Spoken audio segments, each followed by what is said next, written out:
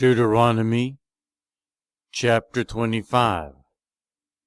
When people have a dispute, they are to take it to court, and the judges will decide the case, acquitting the innocent and condemning the guilty. If the guilty person deserves to be beaten, the judge shall make them lie down and have them flogged with the number of lashes the crime deserves. But the judge must not impose more than 40 lashes. If the guilty party is flogged more than that, your fellow Israelite will be degraded in your eyes. Do not muzzle an ox while it is treading out the grain. If brothers are living together and one of them dies without a son, his widow must not marry outside the family. Her husband's brother shall take her and marry her, and fulfill the duty of a brother-in-law to her. The first son she bears shall carry on the name of the dead brother, so that his name will not be blotted out from Israel. However, if a man does not want to marry his brother's wife, she shall go to the elders at the town gate and say, "My husband's brother refuses to carry on his brother's name in Israel. He will not fulfill the duty of a brother-in-law to me." Then the elders of the town shall summon him and talk to him.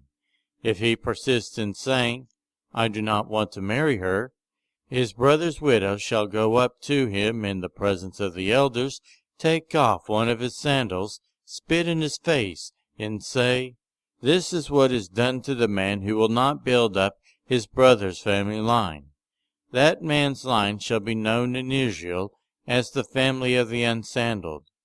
If two men are fighting, and the husband of one of them comes to rescue her husband from his assailant, and she reaches out and seizes him by his private parts, you shall cut off her hand. Show her no pity. Do not have two differing weights in your bag, one heavy, one light. Do not have two differing measures in your house, one large, one small.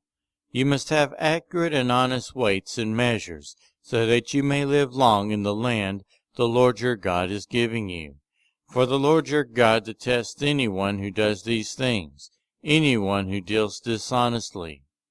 Remember what the Amalekites did to you along the way when you came out of Egypt. When you were weary and worn out, they met you on your journey and attacked all who were lagging behind. They had no fear of God. When the Lord your God gives you rest from all enemies around you, in the land he is giving you to possess as an inheritance, you shall blot out the name of Amalek from under heaven. Do not forget.